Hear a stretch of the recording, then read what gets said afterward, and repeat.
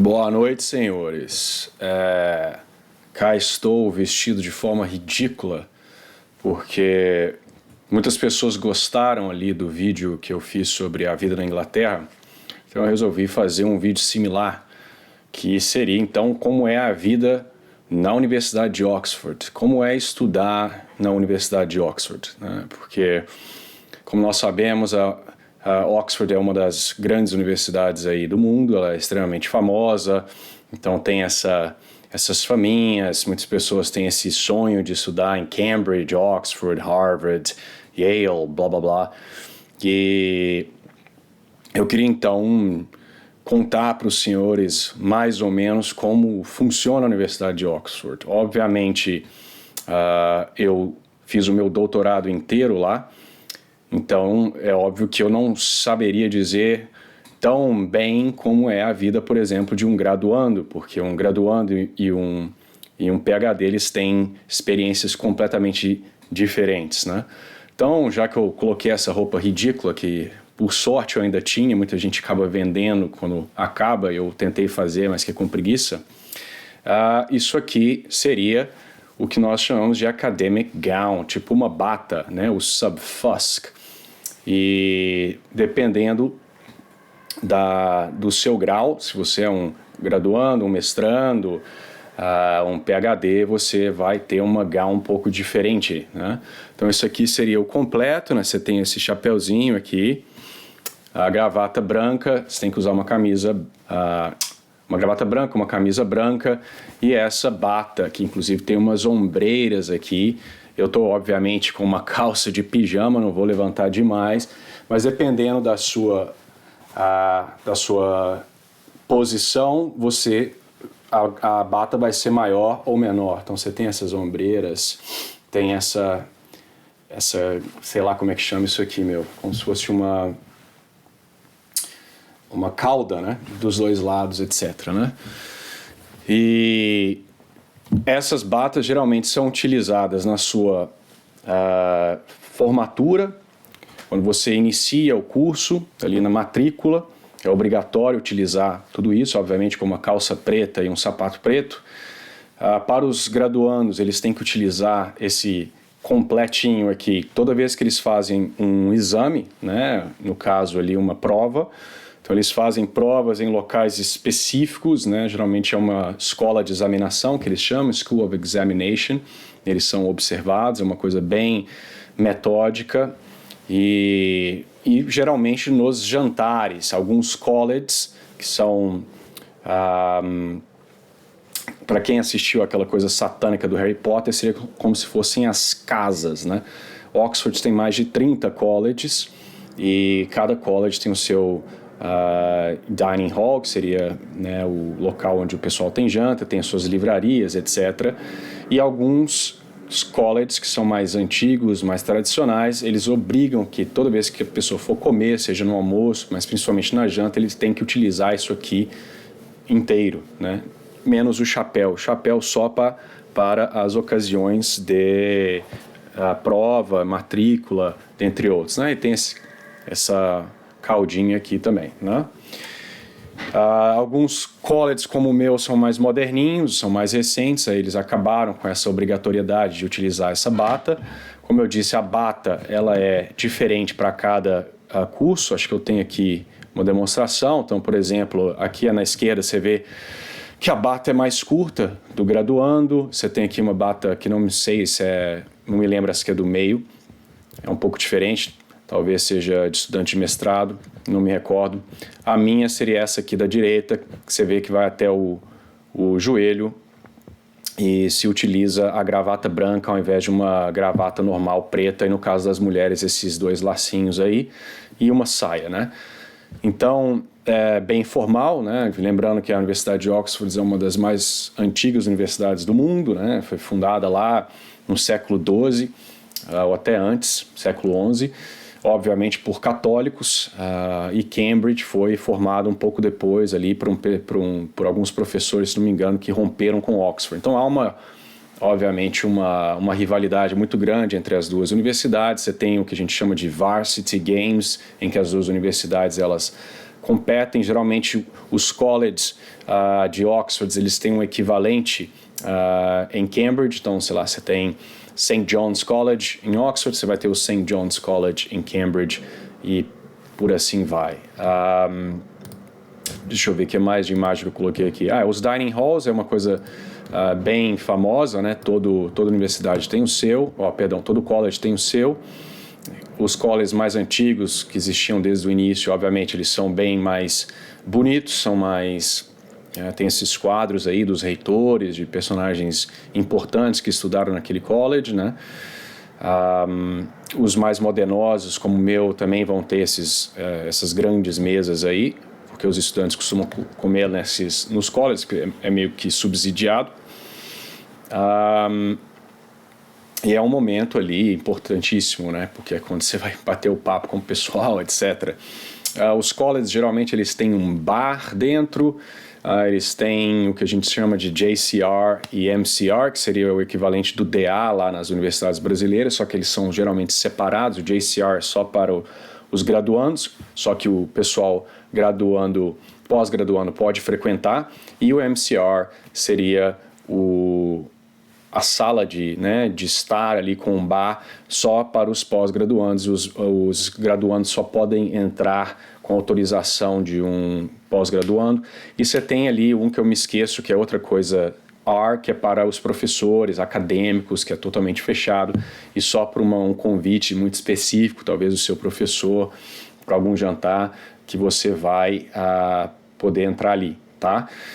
A questão dos dining halls tem também aqui não dá para ver, mas geralmente aqui na frente, do lado de cá, você vai ter uma mesa que vai estar paralela, transversal a essas outras mesas aí, que seria a high table, que comem ali os professores, os reitores, etc., separado dos alunos, e somente por convite que você pode comer nessa mesa. E obviamente ali se serve champanhe, etc. Então há uma hierarquia muito grande na universidade que remete aos tempos ali monárquicos, os tempos da bela hierarquia, onde se respeitavam o professor, se respeitava, tinha assim essa divisão, não essa coisa republicana, Revolução Francesa, que todo mundo é igual, que a gente tem hoje em dia, né? Que no Brasil você pode dar um tapa na nuca do seu professor, tratá-lo como se ele fosse um coleguinha. Oxford ainda tem um pouco dessa tradição, né? Óbvio que essa tradição ela vai acabar se perdendo e obviamente já se perde, né? O sistema de ensino de Oxford é diferente. Óbvio que eu não participei disso daí, porque eu não tinha aulas, os doutorandos não têm aulas. Eu sei que no Brasil, algumas universidades, os doutorandos têm aulas, se não a vasta maioria. Em Oxford não, é pura pesquisa, pelo menos na minha área.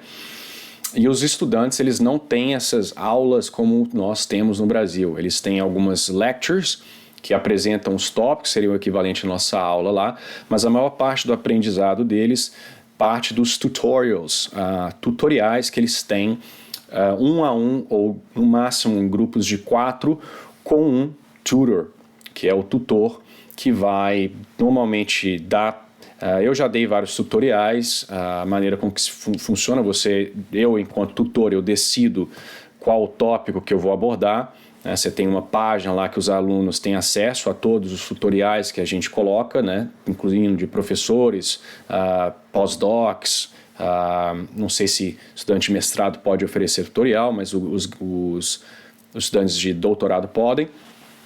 E você escolhe, geralmente você vai ler ali a grade curricular do aluno, vai ver um tópico que te interessa, que você domine, e você vai oferecer aí um tutorial naquela área. Geralmente você vai pedir para o aluno escrever uma redação, uma essay, e você vai discutir o tópico a partir das essays que eles escrevem, né? Então você vai corrigir aquilo dali, vai entregar para eles depois, vai ficar você e o aluno, ou você e mais 3, 4 alunos no máximo, discutindo. Obviamente você não vai expor o aluno demais em relação à sua redação, mas você vai fazer eles discutirem entre si, etc. Então o modo de ensino de Oxford é assim, tá? É um modo que Cambridge tem também. Eu acho que são as únicas 2 universidades aí, se bobear, do mundo que tem esse tipo de abordagem. E eu era pago, inclusive, pelos tutorials que eu dava, né? E era bastante divertido, inclusive. Tive algumas experiências interessantes ali, né, ensinando os alunos. Que mais? A cidade de Oxford. Melhor, as livrarias. Geralmente todos os colleges têm uma livraria própria, menor. Obviamente, quanto mais rico e mais antigo o college, geralmente maiores e com mais livros importantes e difíceis de achar, a livraria vai ter, a biblioteca vai ter, perdão. E essas bibliotecas muitas vezes são bonitas. Essa aqui não sei se é uma do college, eu acho que talvez seja uma das uma das bibliotecas públicas, por assim dizer, né? Não é bem pública, acho que não é todo mundo que pode entrar, somente os alunos. Então você tem o seu cartãozinho lá da Universidade de Oxford. Eu usava isso para entrar no meu college, né? E entrar em qualquer biblioteca, desde que não sejam as bibliotecas dos colleges. Eu não posso entrar na biblioteca, sei lá, se eu sou do St. John's, eu não posso ir no St. Catherine's e entrar lá dentro e pronto, né? Geralmente é por convite e por pedido, né? Você tem um sistema online para você acessar o livro que você quer, ele te fala qual livraria que ele... Livraria, estou chamando porque em inglês é library, né? Em qual biblioteca que está o seu livro, e você pode fazer um pedido e tal, né? Você tem o Blackfriars, que são os dominicanos, que é considerado quase que como um college, né? Onde tem também alguns cursos lá de mestrado. Os colleges mais antigos, eles geralmente têm uma capela, agora virou, obviamente, capelas anglicanas. Algumas são utilizadas para corais, etc. A vasta maioria oferece missa LGBT para os anglicanos lá, claro. A maioria está abandonada, no sentido de que não são utilizadas para oração nem nada. Mas ainda remete aí a esse período, né? A cidade de Oxford, ela é uma cidade bastante bonita, né? Uma cidade medieval, também aí antiguíssima e bem pitoresca, apesar de um pouco insaturada. Você não vai ver cores brilhantes nenhuma na cidade, você vai ver mais essas cores aí de tom atijolado, mais cinza, etc. No verão, quando está ensolarado, é uma cidade muito bonita. Quando está nublado, fica um pouco deprimente. Mas é uma cidade vibrante, né? 60% dos estudantes de Oxford, se não me engano, são internacionais, ou se não for 60, são os 40. Então você vai encontrar pessoas do mundo inteiro ali, principalmente na pós-graduação.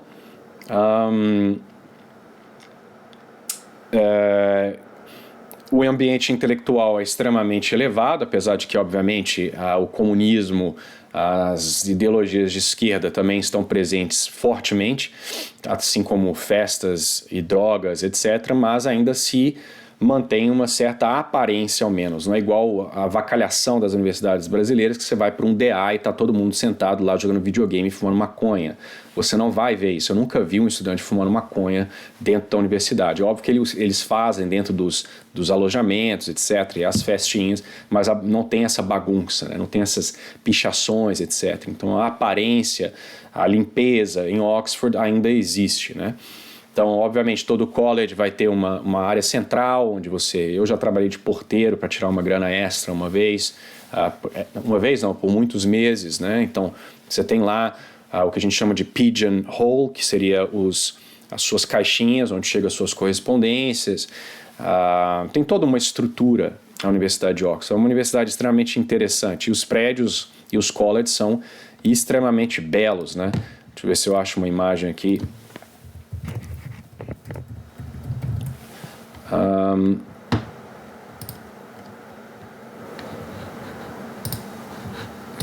Tá, devia ter separado mais imagens, mas aqui, ó, por exemplo, esse é o St. John's College. Então, né, parece que você está dentro de um castelo. Você tem muitos gramados, são bem cuidados. A Universidade de Oxford é extremamente rica, né? Os departamentos são extremamente bem equipados. E os colleges, como eu disse, são mais relevantes para os graduandos. Por quê? Porque enquanto pós-graduando, eu passava a maior parte do meu tempo no departamento fazendo pesquisa, não estava no college. Eu ia no college para comer.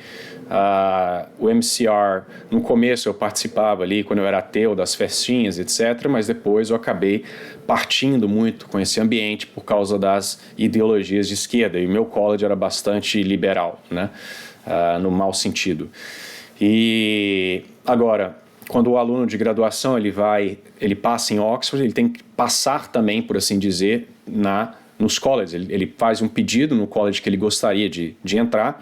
É óbvio que os colleges mais antigos, mais ricos, alguns são riquíssimos, recebem doações milionárias frequentemente de ex-alunos.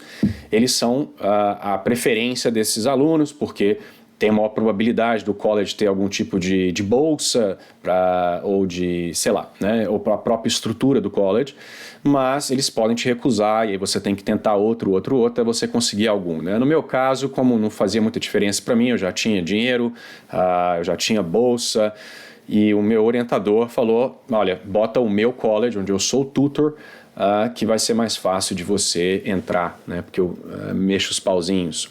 Então, mas para os graduandos há uma certa briga para conseguir entrar nos melhores colleges, e obviamente que há ali as próprias rivalidades entre os colleges. Eles têm os seus antagonistas, por assim dizer. Alguns são conhecidos por serem mais conservadores, outros mais liberais, outros que aceitam um college só de mulheres, enfim. Apesar de que isso acho que hoje em dia acabou, mas no passado se tinha.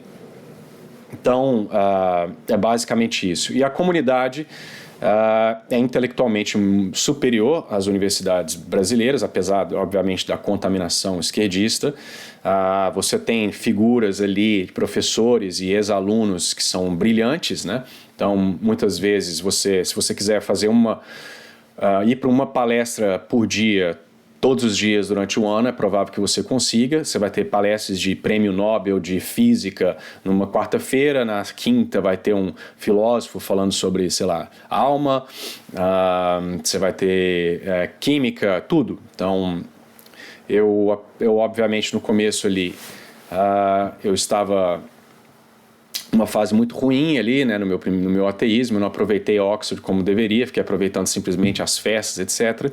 Mas quando eu passei a converter, eu passei a utilizar dessas vantagens de Oxford. Inclusive, muito do meu estudo de Aristóteles e São Tomás de Aquino aconteceu em Oxford, porque eu tinha acesso às livrarias, e eu trabalhei na livraria do meu college, mais uma vez, no período noturno, então eu tinha pouquíssimo trabalho para fazer, era pago, e ficava consultando naquele período de tempo, né, os livros de Aristóteles, por exemplo, que minha livraria tinha todas, minha biblioteca tinha todas, né?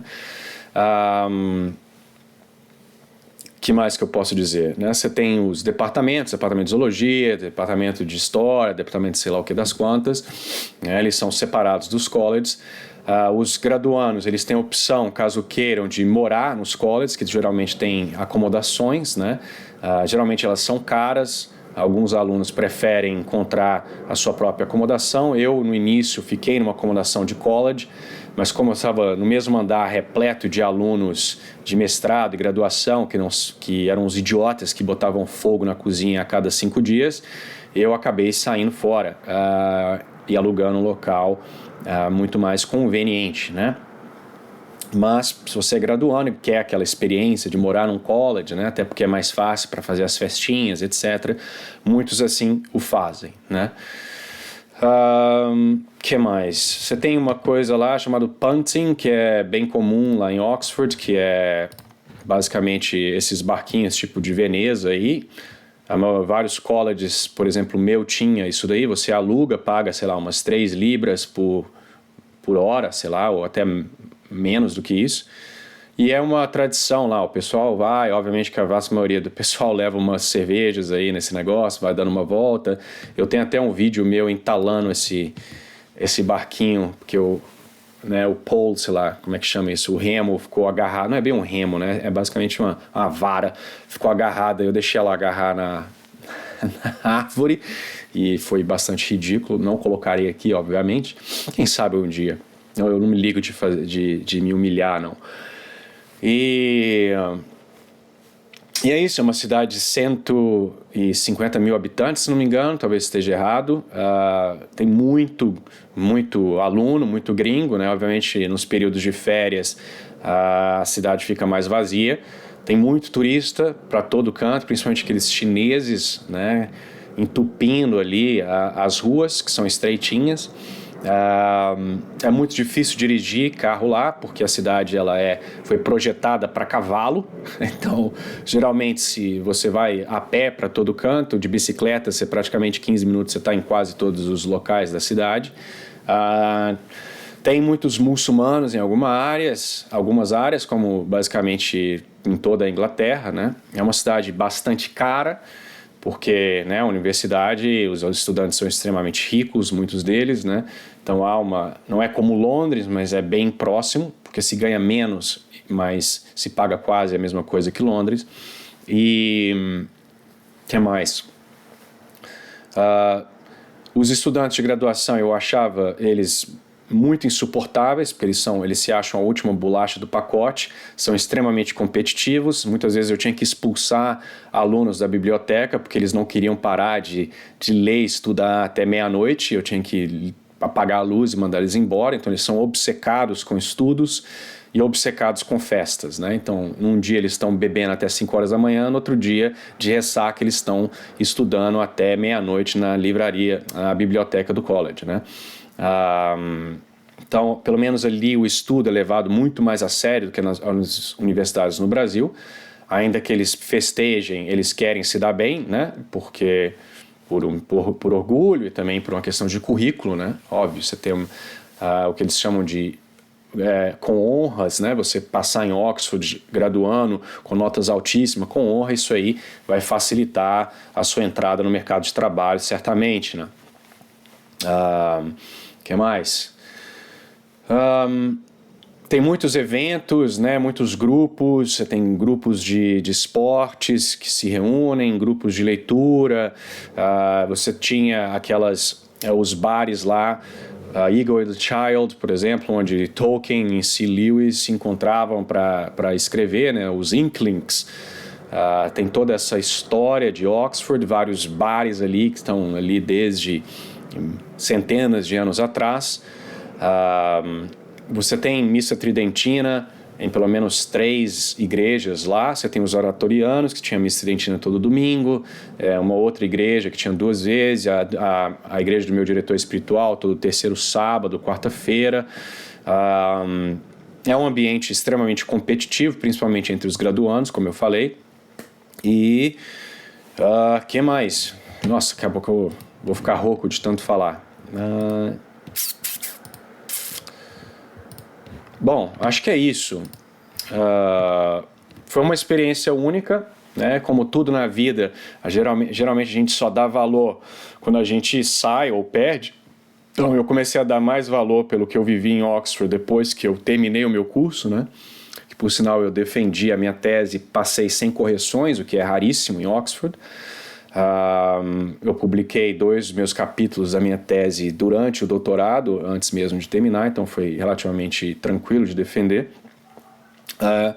Mas é um ambiente extremamente liberal. Se você falar suas posições cristãs no local errado, você será perseguido. Há uma discriminação muito grande, o que é uma pena, uma vez que Oxford é uma universidade católica, foi criada pelos católicos, tem um logo católico, que agora já estão, obviamente, removendo, né? Recentemente, a Oxford University Press se livrou do Domini, sei lá o quê, e colocou um símbolo horroroso. Enfim. E é isso. A cidade é basicamente, em grande parte, a universidade. É uma universidade linda. Não existe nada parecido no Brasil. E eu recomendo, ao menos, que quem vier à Inglaterra, que visite, né? Eu, obviamente, sou enviesado, vou dizer que Oxford é mais bonito que Cambridge, mas Cambridge também é uma linda cidade, uma linda universidade. E é isso. É provável que eu acabe fazendo uma live, né? Porque tanta gente se interessa por esses tópicos aí, né? Exterior e afins. Se for do interesse, se os senhores quiserem perguntar coisas que eu não me recordei de falar, como por exemplo, como é entrar em Oxford, o que você precisa fazer, eu já resumo, você tem que ter currículo, você tem que escrever um projeto, você tem que passar em uma entrevista com 2 examinadores, dentre outras coisas, tá? Eu posso fazer uma live, os senhores façam as perguntas que os senhores quiserem. Eu tenho certeza que na hora que eu desligar esse vídeo, eu vou me lembrar de coisas que eu deixei de falar, tá?